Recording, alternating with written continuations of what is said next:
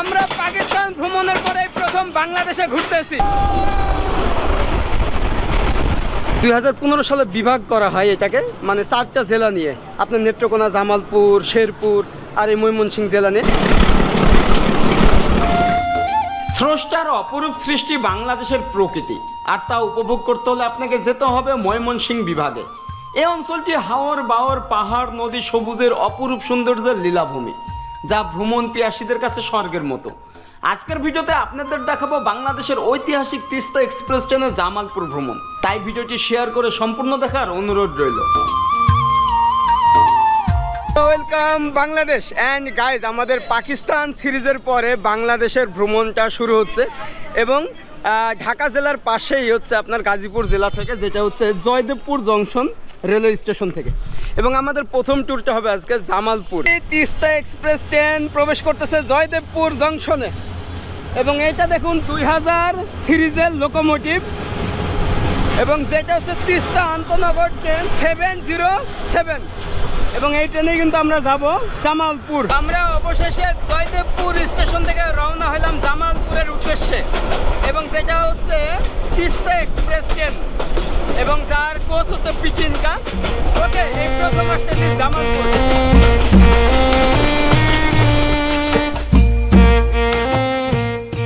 পাকিস্তান ভ্রমণের পর এটি আমার প্রথম বাংলাদেশের ভ্রমণ। আসলে পাহাড় পর্বত দেখতে দেখতে অনেকটাই বোরিং, তাই এবারের ভ্রমণ সংস্কৃতির ঐতিহ্যর রাজধানী জামালপুর। ভ্রমণ সঙ্গী ঐতিহাসিক তিস্তা এক্সপ্রেস ট্রেন। যাওয়ার পথেই বাংলাদেশের বিখ্যাত ভাওয়াল গজারি বন চোখে পড়ে। সবুজে ঘেরা এই বনটি নিমিষেই যেন সব দুঃখ কষ্ট ভুলিয়ে দেয়। ভ্রমণ যে এত সুন্দর হতে পারে এখানে না আসলে বুঝতামই না। এ যেন এক অপরূপ বৃক্ষরাজ্য। লাল মাটির উর্বর ভূমিতে এমন আকর্ষণীয় সৌন্দর্য ও জীব বৈচিত্র্য, তারই মাছ দিয়ে ঝকঝকঝক শব্দে ছুটে চলেছে ট্রেন। কি অপরূপ চিত্র! সূর্যমামা হালকা মৃদু হেসে উকি দিচ্ছে। পাখির ডাক, জঙ্গলের স্তব্ধতা বেশ মনোমুগ্ধকর। যাই হোক, এরপর আমরা ঢাকা বিভাগ থেকে ময়মনসিংহ বিভাগে প্রবেশ করি।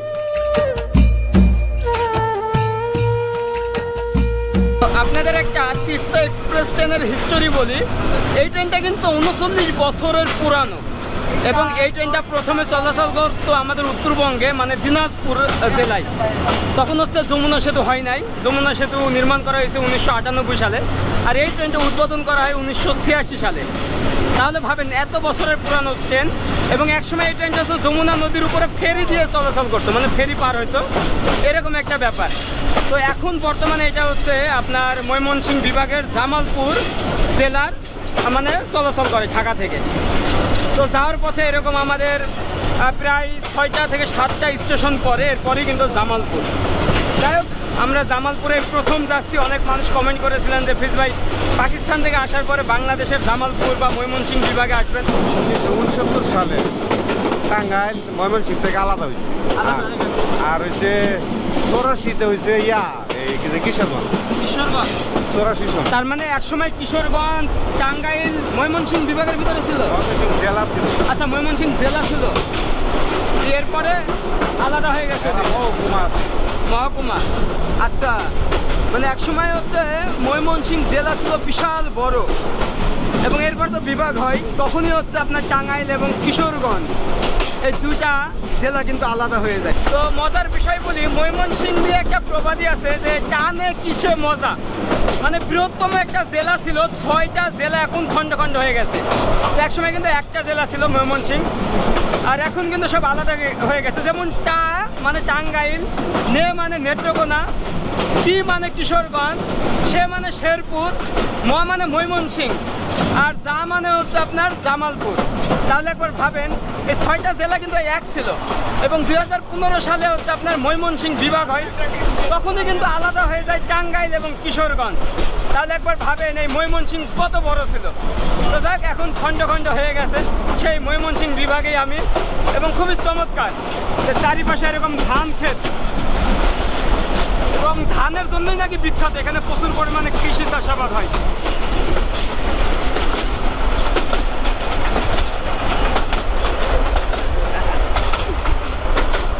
ভাই, জাস্ট গ্রিন ভিউটা দেখার মতো।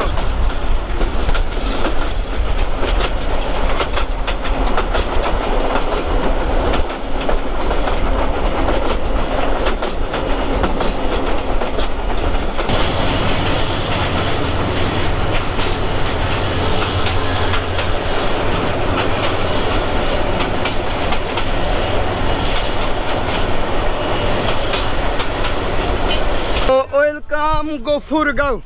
অ্যান্ড আমরা হচ্ছে ফাইনালি গফুরগাঁওয়ে পৌঁছালাম, মানে যেটা ময়মনসিংহ বিভাগের একটা স্টেশন। এবং বাট এটা হচ্ছে আমাদের মিডিলে দাঁড়াচ্ছে, যার কারণে কিন্তু প্ল্যাটফর্ম পাই নাই। সো আমাদের এখন এইভাবে উঠতে হচ্ছে অনেক কষ্টে, এই যে দেখেন। বাট ট্রেনটা কিন্তু অনেক বড়, যেহেতু আন্তনগর ট্রেন। এবং এর আগেও একবার গফুরগাঁও এসেছিলাম যখন নেত্রকোনায় গেছিলাম। এই পাশে কিন্তু আরও একটা ট্রেন চলে আসছে, আমরা চাইছিলাম স্টেশনটা একটু দেখাবো, যেহেতু একদম সামনে। এটা কোথায় থেকে আসছে? আচ্ছা, এটা হচ্ছে দেওয়ানগঞ্জ থেকে আসতেছে। দেখুন, ব্রহ্মপুত্র এক্সপ্রেস।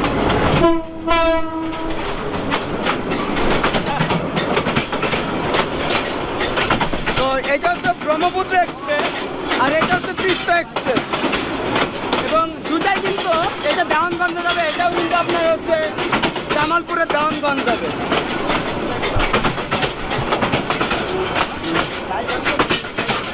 আমরা হচ্ছে এখন তিস্তা এক্সপ্রেস ট্রেনের একদম লাস্ট বগিতে আছি, যেটা শোভন চেয়ার। এইখান থেকে একদম সামনের লোকোমোটিভ পর্যন্ত আপনার 17টা কম্পার্টমেন্ট আছে, মানে কোচ। আর হচ্ছে এটা শোভন চেয়ারের ভাড়া হচ্ছে ঢাকা থেকে জামালপুর পর্যন্ত আপনার 250 টাকা। যাক, আমরা হচ্ছে একদম ফার্স্ট টু লাস্ট যাবো এবং আপনাদেরকে দেখাবো যে তিস্তা এক্সপ্রেস ট্রেনটা কেমন। তো এটা হচ্ছে সেকেন্ড কোচ। খালা, আসসালামু আলাইকুম। ওয়ালাইকুম আসসালাম। খালা ভালো? আমার হাতে সমস্যা, দোয়া করে দিন। দোয়া করি, আমি এসে দিচ্ছি। তো এটা হচ্ছে সেকেন্ড কোচ। বাট আপনার ঢাকায় থেকে কিন্তু অনেক ভিড় হয় এই ট্রেনের, যার কারণে আমরা হচ্ছে টিকিটই পাই নাই, আমাদের স্ট্যান্ডিং টিকিট দিয়েছে। এবং আমরা উঠেছি হচ্ছে আপনার জয়দেবপুর থেকে। তিস্তা এক্সপ্রেস ট্রেনের সবগুলো হচ্ছে পিটিন কাগজ, এর ভিতরে মাঝখানে শোভন চেয়ার, এটা হচ্ছে চাইনিজ কোচ। মানে আপনার এই বিরিয়ানির ভিতরে এলাচির মতো ভাই, এই জিনিসটা আমার একদমই বিরক্তি লাগে। ট্রেনটা একই কালার হবে, একই কোচ হবে, জার্নি করে অন্যরকম একটা আরামদায়ক, কিন্তু এর ভিতরে এই যে চাইনিজ কোচ ঢুকাই দিচ্ছে। দেখুন, একটা সাদা কোচ আর বাকিগুলো কিন্তু সব লাল সবুজের পিটিনকা। এইটা হচ্ছে শোভন চেয়ার। শোভন চেয়ার হচ্ছে টোটাল আছে 9টা, আর বাকি আপনার এসি চেয়ার আছে হচ্ছে 6টা, মানে সিনিকটা। একটা হচ্ছে নন এসি কেবিন, একটা হচ্ছে এসি কেবিন আছে। ভালো আছো? তুমি ভালো আছো? কোথায় যাবা? আরে কোথায় যাবা? এটা আমাকে দিবা? ও আমার ভিডিও দেখে, বলো হাই। ভালো আছেন? দোয়া করবেন।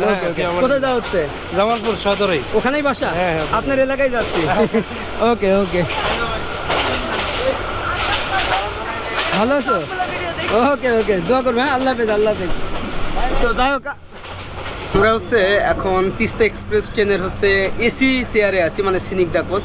আসলে এই ট্রেনটায় টোটাল কোচ হচ্ছে আপনার 17টা, মানে উইদাউট লোকোমোটিভ এবং পাওয়ার গার্ড। আপনার হচ্ছে শুধু সিটিংই হচ্ছে 17টা কোচ, মানে এত বড় একটা ট্রেন। এবং এর ভিতরে হচ্ছে 9টা হচ্ছে শোভন চেয়ার। শোভন চেয়ারের ভাড়া হচ্ছে ঢাকা থেকে জামালপুরে হচ্ছে 210 টাকা করে। তো আমরা এখন যেটাতে আছি এটা হচ্ছে সিনিকদা এসি, এটাতে হচ্ছে 460 টাকা হচ্ছে ভাড়া আপনার ঢাকা থেকে জামালপুর। আর আপনার আরও আছে নন এসি কেবিন আছে, আবার এসি কেবিন আছে, যেগুলো দিনের বেলায় সিট হিসাবে যায়। তো হচ্ছে কেবিনের ভাড়া হচ্ছে আপনার 488 টাকা করে। তো এরকম আপনারা যখন যাবেন তখন এই ট্রেনে এইভাবেই যাইতে পারবেন। তো এখানে টোটাল 17টা কোচই আমরা দেখালাম আপনাদের। এরপর একদম সামনে লোকোমোটিভ, এবং এই সম্পূর্ণ কোচগুলো হচ্ছে আপনার পিটিনকা, সাথে একটা হচ্ছে চাইনিজ কোচ। সেই সাথে এরকম ভিউ দেখেন যে একদম সবুজের, মানে সোনার বাংলাদেশের যেই তৃণভূমি সবুজের, সেটা কিন্তু আপনি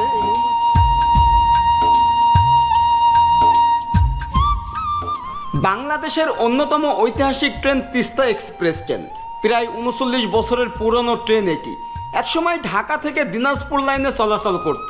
তখন নাকি যমুনা নদীতে ট্রেন ফেরিতে পারাপার হতো। সে 1986 সালের কথা। তখন যমুনা সেতুও তৈরি হয়নি। তবে বর্তমানে এটি ঢাকা জামালপুর রুটে চলাচল করে সপ্তাহে 6 দিন। ঢাকা কমলাপুর স্টেশন থেকে সকাল 7:30 জামালপুরের দেওয়ানগঞ্জের উদ্দেশ্যে ছেড়ে যায়। বিশাল দানবের মতো এই ট্রেনটি টোটাল 17টি কোচ বহন করে, যার ভিতরে 9টি শোভন চেয়ার ও 6টি এসি সিনিকদা, একটি এসি কেবিন আর একটি নন এসি কেবিন। সবকিছু মিলে এই ট্রেনটি বেশ দারুণ। ঢাকা থেকে টোটাল 8টি স্টেশনে থামে ট্রেনটি। যাওয়ার পথে দেখা যায় সবুজের সমাহার।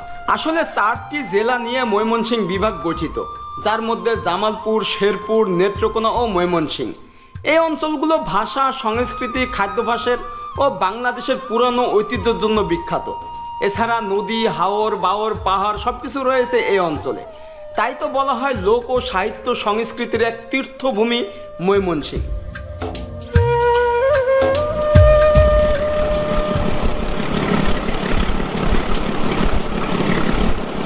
আমরা 35 মিনিট বিলম্বে প্রবেশ করতেছি বিভাগীয় শহর ময়মনসিংহ।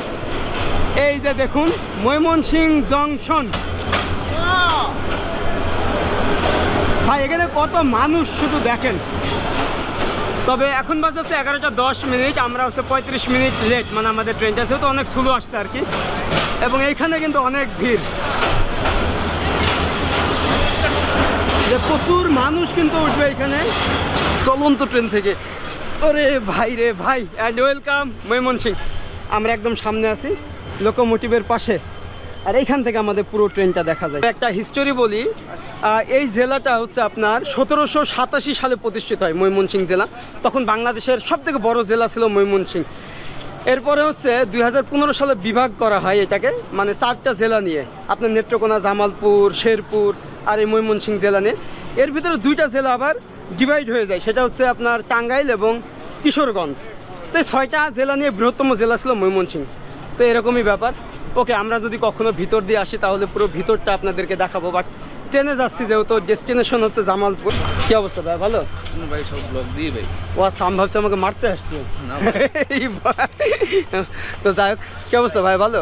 ময়মনসিংহের মানুষ ভিডিও দেখে নাকি? অবশ্যই ভাই, থ্যাংক ইউ ভাই। Thank you. তো যাই হোক, কি অবস্থা, ভিডিও দেখাই? বাহ, হ্যাঁ ভাই, ওয়েলকাম ময়মনসিংহ। হ্যাঁ জি ভাই, thank you welcome. Thank you. পাকিস্তানের ব্লগ অনেকগুলো দিই। ও থ্যাঙ্কস।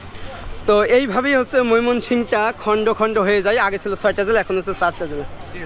আপুরা হাসতেছেন কেন? আচ্ছা, আমাকে চেনেন?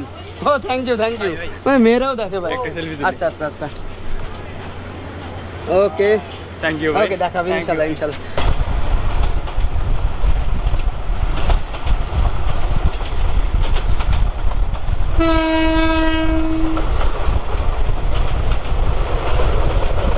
আসলে ট্রেন ভ্রমণে অনেক কিছুই দেখা যায়, অনেকে আত্মীয় স্বজনের বাসায় যায় এরকম, বা দূর দূরান্তে। তবে একটা জিনিস দেখে খুব খারাপ লাগলো যে আমরা এসি কম্পার্টমেন্টে আছি, মানে যেটা হচ্ছে সিনিকদা। এখানে প্রচুর পরিমাণের ভিক্ষুকরা এসে ভিক্ষা করতেছে। এই জিনিসটা আমার অনেক খারাপ লাগছে, কারণ একটা জিনিসের তো সিস্টেম থাকা উচিত। আপনি যখন জার্নি করতেছেন, এটা হচ্ছে এসি কোচ, এখানে মিনিমাম আমি 5 মিনিটে দেখছি 5 জন উঠছে এবং তারা ওপেনে ভিক্ষা যাচ্ছে। এটা একদম টোটাল একটা বিজনেস হয়ে গেছে আমাদের বাংলাদেশে। দেখবেন যে কক্সবাজার, মানে পর্যটক যে জায়গাগুলো ভালো ভালো, মানে যারা জার্নি করে বাস, আবার হচ্ছে এরকম ট্রেন, এই জায়গাগুলো কিন্তু তারা ওইভাবে সিন্ডিকেট তৈরি করছে। যেমন রিসেন্টলি কক্সবাজারে কিন্তু মানুষ ফ্ল্যাট ভাড়া করে ভিক্ষা করে। একবার ভাবেন যে এগুলো একটা জায়গায় হওয়া উচিত, যে এরকম মানুষ একটা জায়গায় এইভাবে মানে ট্রাভেল করতেছে বা কোনো একটা জায়গায় যাচ্ছে, এসি কম্পার্টমেন্টে ভিক্ষা করাটা একদম অযৌক্তিক আমার কাছে মনে হয়। তো যাই হোক, আমরা হচ্ছে জামালপুরে প্রায় চলে আসছি, আর হয়তো 5 থেকে 10 মিনিট সময় লাগবে। এবং এইটাই জাস্ট আপনাদের একটা মেসেজ দিলাম, এটা আমাদের এই ট্রেন এখন খুব বেশি, আগে এত ছিল না এসিতে, তারপরে কেবিনে, এখন কিন্তু খুব অতিরিক্তভাবে এটা বাড়ছে আর কি। তো এগুলোতে আমাদের সচেতন হওয়া উচিত। অবশেষে 4 ঘন্টা 30 মিনিট জার্নির পরে আমরা পৌঁছালাম জামালপুর টাউন জংশন, এবং এটা আমার জীবনের প্রথম জামালপুর ভ্রমণ, আবার তিস্তা এক্সপ্রেস ট্রেনে। অ্যান্ড ওয়েলকাম জামালপুরবাসী, অনেক অনেক ভালোবাসা। অ্যান্ড ফাইনালি আমাদের লাস্ট ডেস্টিনেশন জামালপুর, এবং এইটা কিন্তু এখন দেওয়ানগঞ্জ পর্যন্ত যাবে, ওটাই হচ্ছে লাস্ট ডেস্টিনেশন। তো আমরা হচ্ছে এখানে নেমে পড়লাম। তো এখানে অনেক মানুষ নেমে পড়ছে, ট্রেনটা একদম ফাঁকা, আর যেহেতু আমরা সামনে ছিলাম। ওকে, আমরা এখন যাই একটু জামালপুরটা ঘুরে, আবার আজকে হচ্ছে ব্যাক করব, মানে আমাদের হচ্ছে ডে ট্যুর আজকে। পরের স্টেশনটা দেখে একদম অবাক, যে দেখেন নিচে এরকম স্ল্যাব বসানো হয়েছে, এছাড়া এখানে সেই রকম কিন্তু আর্ট করা আছে, যে এত সুন্দর লাগতেছে স্টেশনটা। আর এই স্ল্যাব আমি প্রথম দেখলাম বাংলাদেশে, যে জামালপুরেই। ওকে, এখন এখান থেকে ঘোড়া বাজার কিন্তু কোনো বাজারের নাম না, তাহলে মানে ঘোড়া বেচা কিনা হয় এখানে। আচ্ছা, মানে ঘোড়া, এই তথ্যটা আমরা গতকালকে পাই। তার মানে হচ্ছে আপনার এই যে ঘোড়া রেস গুলো হয়, যে মেয়েগুলো ছোট ছোট বাচ্চাগুলো, এগুলো কি এখানে করে? আচ্ছা, বাজারে গেলে আমরা দেখতে পাই। ঘোড়ার বাজার, এটা কি সঠিক শুনছেন কিনা? আমি নিজেও জানি না। যদি ঘোড়ার বাজার না হয় তাহলে ঘোড়া আজকে ঘোড়ার বাজার না, আজকেই তো। তো আমরা জামালপুর স্টেশন থেকে এরকম অটো রিজার্ভ করলাম যাওয়া আসা তুলসীপুর। মানে অ্যাকচুয়ালি আমরা জানতামই না যে ওখানে ঘোড়ার বাজারটা হয়। তো এখানে মানুষ বললো আর কি, ট্রেনে অনেকে বললো যে তোমরা যেহেতু জামালপুর যাচ্ছ, ঘোড়া বাজারটা দেখে আসো। তো এই কারণেই যাচ্ছি, রিজার্ভ করলাম 400 টাকায়। আমরা আবার তিস্তা যে ট্রেনটা মানে ব্যাক করবো ওইটাতেই আবার হচ্ছে ঢাকায় ব্যাক করব। এই ঘোড়ার বাজারে যাচ্ছিলাম, যাওয়ার পথেই এরকম আনারস। তো আমি জানতাম না যে জামালপুরেও আনারস হয়। আসলে এর পাশেই হচ্ছে মধুপুর, মানে মধুপুরে 50 আর জামালপুরে 50। তো আমরা জানি মধুপুরের ফেমাস আনারস কিন্তু আসলে জামালপুরেও আছে। তো আমরা হচ্ছে এরকম টাটকা আজকে তোলা হয়েছে মামা না গতকাল। এই যে দেখুন কত করে বিক্রি করতেছেন? 10 টাকা, অনেক কম। আমাকে দেন 4-5টা খাই। আর ওরা তো দিবেন না। এটা কিন্তু অনেক কম, মানে মাত্র 10 টাকায় আমরা পাচ্ছি এরকম দেওয়া হচ্ছে। 10 টাকা করে লস হয় না? এই যে আপনি এইভাবে খাইতে পারবেন। কয় টাকার মোবাইল দেন কাটে চান না 4-5টা? আপনি যত ইচ্ছা যতক্ষণ খাইতে পারি। যাক, আমরা আনারস খাওয়ার পরে এরপরে একদম বাজারে যাব। আর বৃহস্পতিবারই শুধু হয় মানে ঘোড়া বেচা কিনা। তো এখানে নাকি ঘোড়ার মাংস খায়, তো এই গ্রামের মানুষ নাকি বন্ধ করে দিয়েছে। তো আমার মতো এরকম সচেতন হওয়াই উচিত, ঘোড়ার মাংস যেন কেউ না খায়।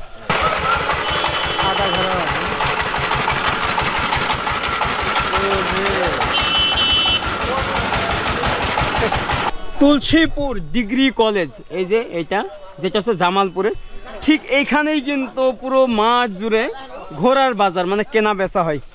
তো এখন হচ্ছে দুপুর 1টা বাজে, যার কারণে এই যে এরকম ঘোড়া আসছে। এগুলো সব বিক্রি হবে? কি কি কারণে বিক্রি হয়, মানে কিসের জন্য ব্যবহার করে এখানকার মানুষ? গাড়ির জন্য ব্যবহার করে, আপনার দাবরানের জন্য ব্যবহার করে, দুটাই। রেসিং এর জন্য।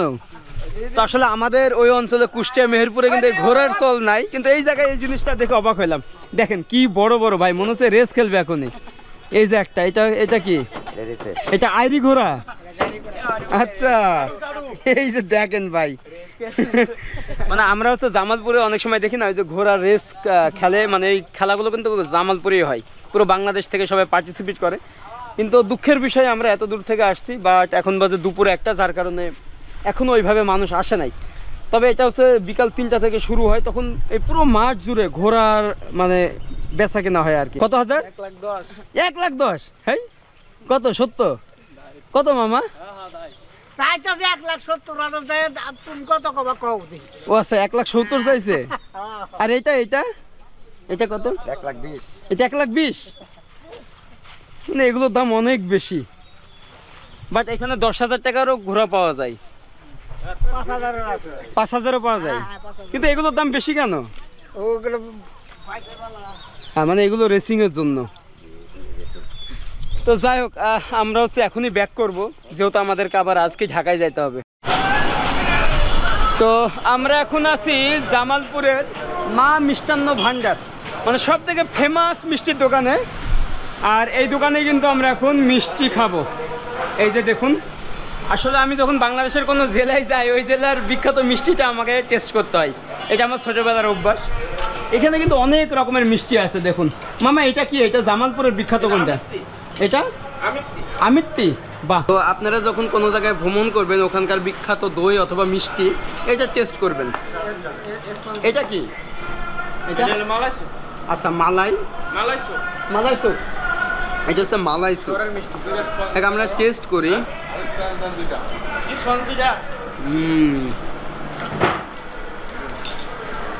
যে মা মিষ্টান্ন ভান্ডারের তাদেরই নিজের হাতের দই, জামালপুরের। সেই স্মেল আছে। তো সারাদিন ঘোরাঘুরির পরে গরমে আমরা দই মিষ্টি এগুলো খাচ্ছি, সেই না? আমাকে একটু দেন, অল্প থাকার না। এই যে